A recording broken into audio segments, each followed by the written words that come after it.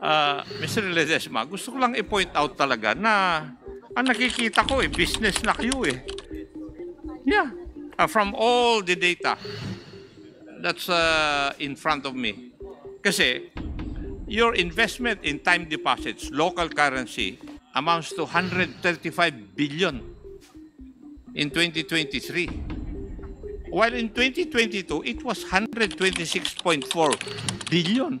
So, it's sa isang taon, nag-invest kayo sa time deposit by 10 billion. So, now, we go to the other investment that you have. Mr. Chair, just a quick... Para malaman na ng tao. Yeah, Mr. Chair, just a quick... No, you let me finish first. Kasi you also have investment sa securities. Tama po. And I would like to read yung investment in government bonds in 2022, 270.7 billion. In 2023, 331.6 billion. You could just imagine that. Ang lalaki. Now, investment in corporate bonds from 1.1 billion to 4.4 billion. So, ang utak po ninyo ay investment. Hindi po service. The way I look at the data.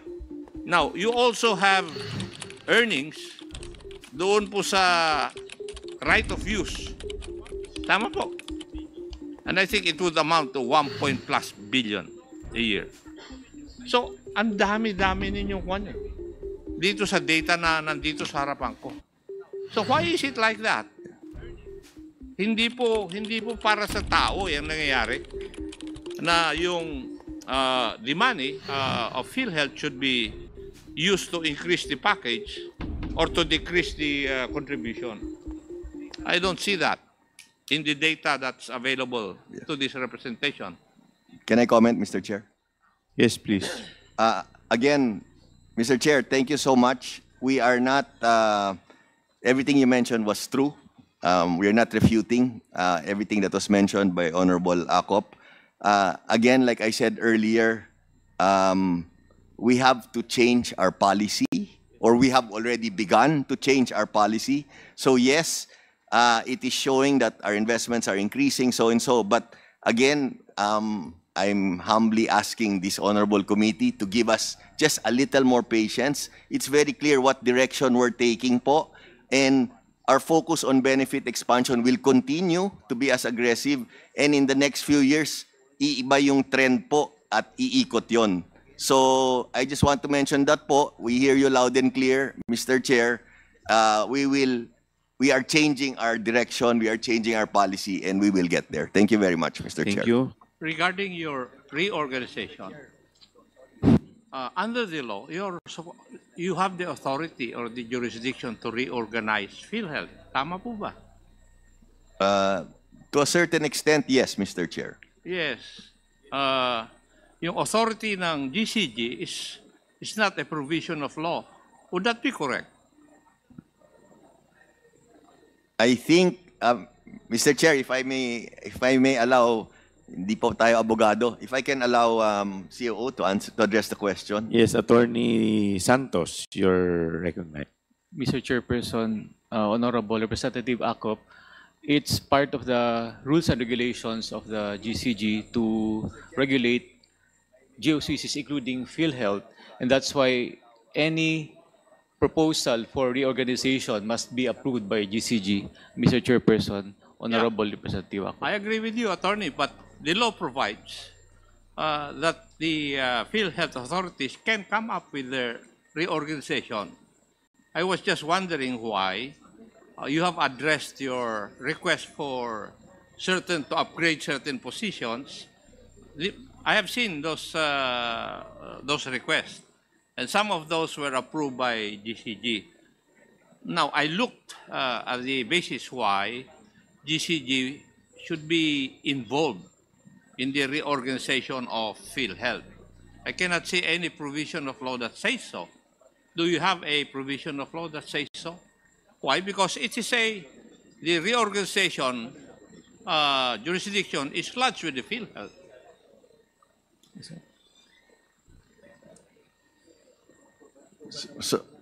my understanding, Mr. Chair, is that the provision states that it's the PhilHealth Board of Directors. But I think in turn, the PhilHealth Board requested that we submit to the GCG. So that's why it was suggested by the PhilHealth Board, Your Honors, that we submit the proposal to the GCG and seek their guidance. Yeah, but there's no provision of law that mandates that the PhilHealth Board should submit their proposed reorganization to GCG. Is there such? We submit the proposal to the GCG. Kasi wala akong alam eh. Mr. Chair, Please, Attorney Santos. Mr. Chairperson, Honorable Representative Akop, just a quick search. Yes, sir.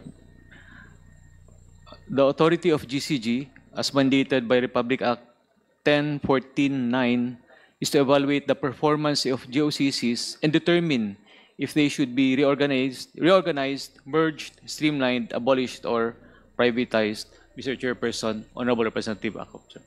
Just from a quick search, Mr. Chairperson. So the GCG, pursuant to that law, is supposed to determine whether your reorganization is what? Pakibasa nga uli yung kwan.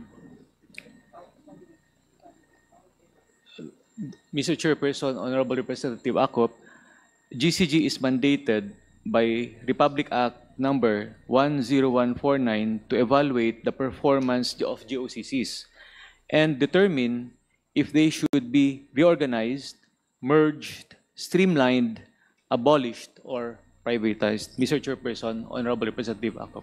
Okay. May I know which law is of a later date? Mr. Chairperson, Honorable Representative Akop, just from a quick search, it's under Republic Act 10149, Mr. Chairperson. Enacted when? May I be allowed to look at the date when Please. it was enacted, Mr. President?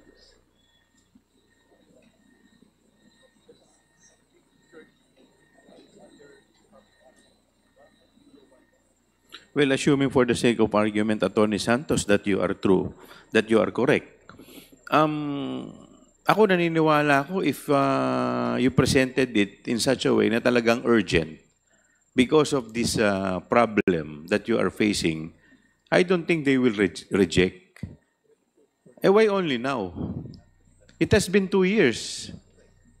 And assuming for the sake of argument na hindi nila inadmit, hindi nila tinanggap, you can go to the President. Humingi kayo ng tulong. Dahil ito yung mga programa, ito yung talagang dapat namin gawin to be able to fast-track all the services. Dalawa po yung lumalabas sa social media na kami po ay pinapartangan na may kasalanan. Number one, kasalanan namin bakit wini-withdraw namin yung 89.9 billion sa PhilHealth. What can you say about this? I disagree. I don't think it's your fault po. I disagree. Hindi niya po kasalanan. Yan ang view namin. Pwede ko po bang malaman para sa kalaman ng lahat ng Pilipino, yung po bang 89.9 billion, meron po ba doon contribution ng mga Filipino na naka-enroll sa PhilHealth? Para maliwanag.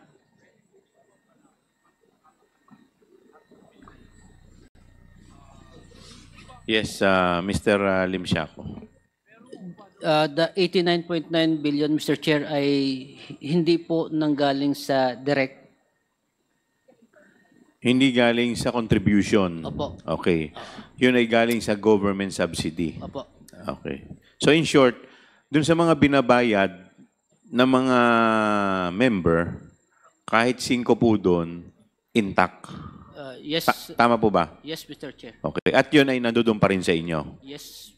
Yes. Thank you. Now, Yes, Mr. Chair. Pwede po bang i-assure nyo yung mga Pilipino na enroll dyan na wala po sila dapat katakutan dahil yung status or financial status ng PhilHealth ay kaya pa naman. Kasi yun po ang lumalabas sa social media eh. Yes, Mr. Chair, Kong Akop, Honorable Kong Akop, we can assure the Filipino people that PhilHealth is financially healthy and that we can continue with all of our plans on increasing and enhancing the benefit packages po. Thank you, Mr. Chair. Thank you. The other issue is that kasalanan din ng Congress kung bakit zero ang budget ng PhilHealth. What can you say about that? Again, we disagree po. Like I said in my statement earlier, we go with the wisdom of Congress and hindi niyo po kasalanan yan po. Gusto lang namin malaman kung wala po kayong budget, would it affect the operations of PhilHealth? Hindi po ba ninyo maibibigay yung dapat na maibigay sa mga members ng PhilHealth? Hindi po, Mr. Chair. Having zero budget will not affect at all, will not hamper the operations of PhilHealth. And like I said earlier, with our plans to increase and enhance the benefit packages, hindi po maapekto po. Thank you. The other reason why... Kung ako, just to clarify, Yeah, please. hindi naman totally zero budget. Ang Zero subsidy po. Subsidy, Yes. not zero budget. I stand kasi corrected. Medyo, yes, kasi po, yung budget po ng PhilHealth, nanggagaling po to sa 6 na sources. Tama po ba?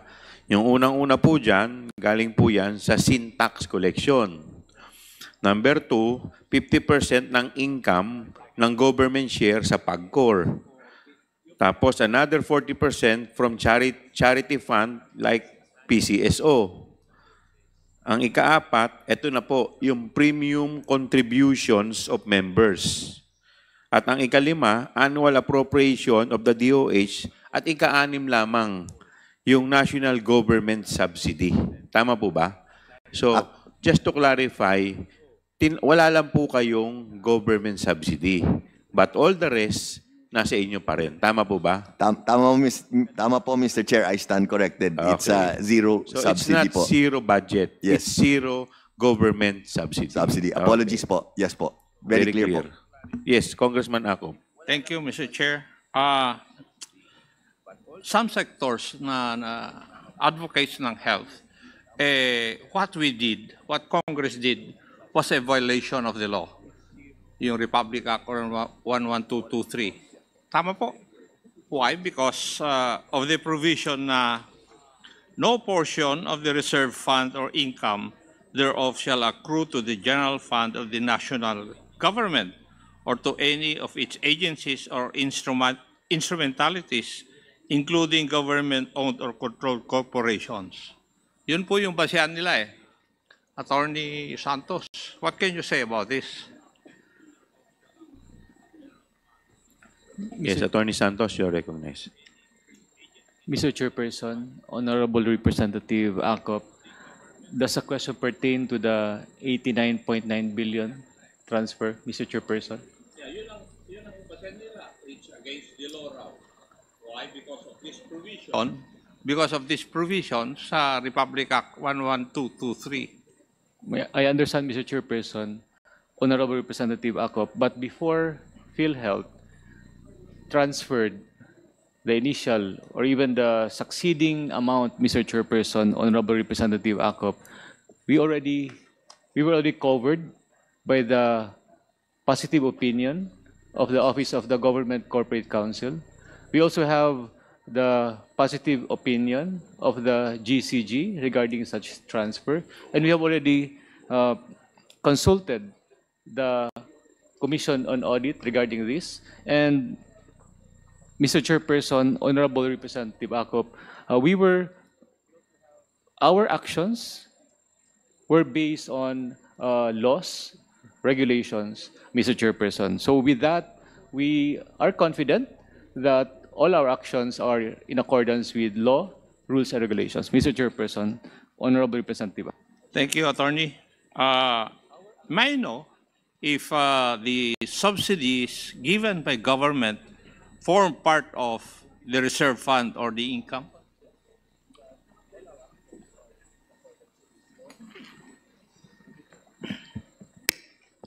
Mr. Chair, Honorable Akop, the subsidy of the national government is treated as premium income, premium from indirect contributors. And closing the books at the end of the year, natatransfer siya sa members' equity. Now, we set up already the reserve fund. And for year 2024, papasok dito siya sa surplus or excess, Mr. Chair. Was there a part of the government subsidy that formed part of your reserve fund? Mr. Chair, kung ikakalculate po natin ang ito, yung money from the national government, Mr. Chair, Honorable Akop, ay po pwede natin masabi na that money coming from the national government dito po siya sa surplus or excess, or po pwede rin natin po sasabihin na this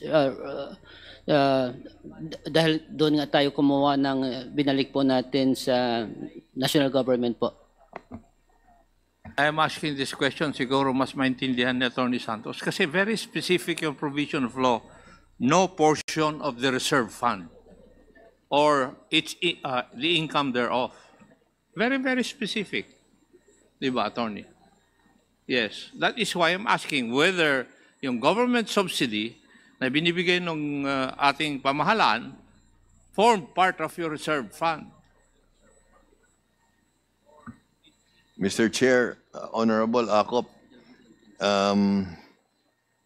with your indulgence, anyway, may nag-file na sa Supreme Court, diba? So I think let's just wait. May kaso na po eh. So in fact, Honorable Mr. Chair, Honorable Akop, yung last tranche nga, diba, pina-TRO nila. But prior to that, may nag-file na eh. So if it's with your indulgence, antayin na lang natin kasi anyway nandun na. I agree, Mr. President. Thank you, sirs. Thank But you. in any event, I would Thank just you, Mr. like Chair. to answer your manifestation that this committee, we are not bound by the sub judice rule. So even assuming for the sake of argument that there is a case pending before judicial, quasi-judicial, or administrative, still, we can still conduct investigation in aid of legislation, just for the information of Thank you and noted, Mr. Your Chair. Honor. Yes. With the indulgence of the Honorable Panaligan. Yung, Yes.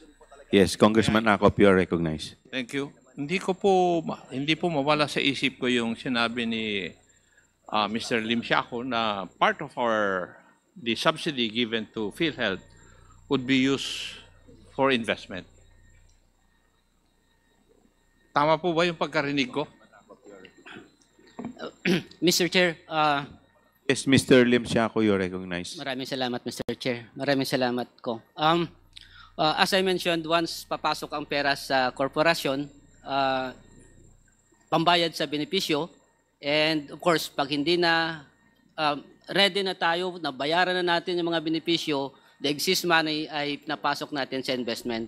Now, the pera from the national government, Mr. Chair, as I mentioned kanina, in the year 2023, ang alokasyon from the Sentax ay nasa 80 bilyones. And Wag na po tayong pumunta doon sa details. Tinatanong ko lang kung tama po yung statement na narinig ko. Tama po ba na part of the subsidy given by the national government would go to investment? Mr. Chair, Yes or no? tama siya. Pero Yun let lang me po ang tanong ko. But let me proceed. Wag na po kayo mag-explain. Kasi kung tinitingnan ko po yung data doon sa budget of expenditure and sources of financing, yung appropriations and obligations ng PhilHealth Insurance Corporation, from 2017 to 2022, wala po kayong isinoli na pondo. Nagamit nyo po lahat. So, totoo na nagbayad kayo sa benepisyo at ininvest ninyo. Pero sa tingin ko, mas malaki po yung investment na ginawa-gawa po ninyo eh. You remember sa budget hearing, Mr. Ledesma, sabi ko, what are you? Service provider o business? Di ba? Tinanong ko po kayo noon eh. Why? Because according to the records, your interest income for 2022 was 11 billion. And your other income is 698 million plus. In 2023, your interest income rose from 11.5 billion to 20.7 billion. So, ibig sabihin, lumaki yung investment amount ninyo. Di po ba? So, you're becoming a business enterprise, not a service enterprise. The statistics would show that.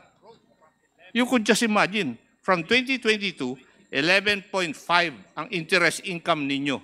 In 2023, yung interest income nyo is 20.7 billion. And your other income rose also from 698 million to 815 million. So, yung earning ang nangyayari eh. Mr. Chair. Mr. Ledesma, you're recognized. Duly noted, Mr. Chair. Yes, that is correct. That is all correct, Mr. Chair. But I'd like to mention po, that's why I keep on reiterating po that our primary focus now is on benefit expansion. So, Mr. Chair, if we do that, we aggressively focus on benefit expansion, yung trend na po yan, mag-shift po yan, diba? Dahil umaakyat yan, ngayon, magiging pababa na mo yan. Especially now that we are very aggressive. But po, we will not deny, tama po lahat ng sinabi po ni Honorable Ako. Okay, having said that, may we know what is the ratio of the payout versus the investment source from the subsidy for the year 2023 and 2024? Yes, Your, Ano yeah, po yung... yes, Your Honor. Can we just Yes, give, yung given a binibigay few... sa inyong, in short, gusto po naming malaman, yung binibigay sa inyong subsidy, ano yung ratio ng binibigay ninyo sa tao at yung portion nun kung ilan ang ini-invest ninyo? We'll just, Your Honor, we'll put together the figures. It's a very good question. No? We'll put together the figures, Your Honor, with your permission. Yes, please. Give in a minute. Mr. Chair, Yes. for 2023, Mr. Chair, the benefit payout of PhilHealth for the for the indirect contributors amounting to 58 billion, Mr. Chair. 58 billion. Apo, ang ating Ito yung payout. GAA, Mr. Chair, ay nasa 80. But the amount released in CA by DBM ay nasa 50. So in other words, for year 2023, mas mataas yung benefit payout natin sa indirect compared to the received amount of 50 bilyones, Mr. Chair. Ang gusto kong malaman, magkano muna yung binigay sa inyong subsidy nun, noong 2023? Sa 2023, Mr. Chair, 80 billion po sa GAA 80 po billion. natin. Opo. Okay. Sa 80 billion, 58 billion sa payout. Opo. Okay. So yung remaining na ilan ang ano nun? 22 billion, ito yung napunta sa investment. Hindi po, Mr. Saan? Chair. As I mentioned, Mr. Chair, 50 na receive namin na NCA. Pera. 50 lang ang natanggap ninyo. 50 lang natanggap namin. Okay. So saan kayo kumuha ng 8 billion? Mr. Chair, ito po ay ang pera na nalikom ng korporasyon for the past several years, including yung mga premium contribution from the direct. Yun ang pinampabayad po natin. So ibig sabihin, yung remaining na 22 hindi ninyo natanggap. Hindi pa nyo po na-receive. namin natanggap. So may utang pa sa inyo yung ano? DBM po. DBM. Opo, nag-usap na po kami last week po ni Yosek Okay. Toledo. Sa 2024, Sa 2024, Mr. Chair, magkano muna yung subsidy ninyo, supposedly? the subsidy from the Syntax ay 40. 40. 40. And Bakit ang layo ng ano, from 80B naging 40? Okay, yun, so 40B ang naging subsidy. 40 billion po. And dito, benefit payment po, as I mentioned kanina, as of September, ay nasa 62.4 billion already. 62 billion ang Benefit payout. payout. And Baka ang sinasabi mo, sinama mo na yung subsidy tsaka yung ano, parang kinumbine mo na. hindi, Mr. Chair, that is intended for the indirect contributors account, Mr. Chair. So, eto lahat, etong 58 billion, eto na yung buong payout sa buong 2023. Tama? That is intended for the indirect contributors, Mr. Chair. Kaya nga, sa buong 2023. Opo. So, magkano supposedly yung galing sa inyo? Kasi pag sinabi mong subsidy, tulong lang to eh. Opo. Di ba? Opo. So, yung galing sa inyo, eh parang ginawa mo, parang lahat, kinover mo lahat dun sa subsidy. Eh yung sa inyo, Mr. Chair, for year 2023, the benefit payout ay nasa 118 billion. And again, the ilan yung ano? 118 billion, Mr. Chair, yung total benefit payout ng PhilHealth. So, Hindi, yung galing sa inyo. so 118 billion bawas ng 58. Mga 60 bilyones, Mr. Chair, So, magkano yung collection ninyo? sa collection po natin. Ang collection po ng PhilHealth total, Magkano yung total for 2023? 2023, Mr. Chair, total premium received. Cash po ito, from cash flow. Okay. Nasa 198 billion, Mr. Chair. 198 billion. Yes, Mr. Chair. Sa 198 billion, di ba dapat ito muna yung uubusin mo? Tapos kung may matitira lang sa, kung kukulangin ito, saka tayo kukuha sa subsidy. Tama po ba yun? Kasi ang subsidy, ano yun eh, parang suporta lang yun eh. In the event na kulang eh. Tama ba? Mr. Chair, Eh para ang ginawa mo, lahat kinarga mo yung kalahati sa ano, kinarga mo dun sa subsidy para ang ganda nga naman pakinggan, nagamit ninyo yung subsidy. Tapos yung supposedly sa inyo, kinaltasan lang ninyo ng konti, tapos yung bulto, yun ang ininvest ninyo.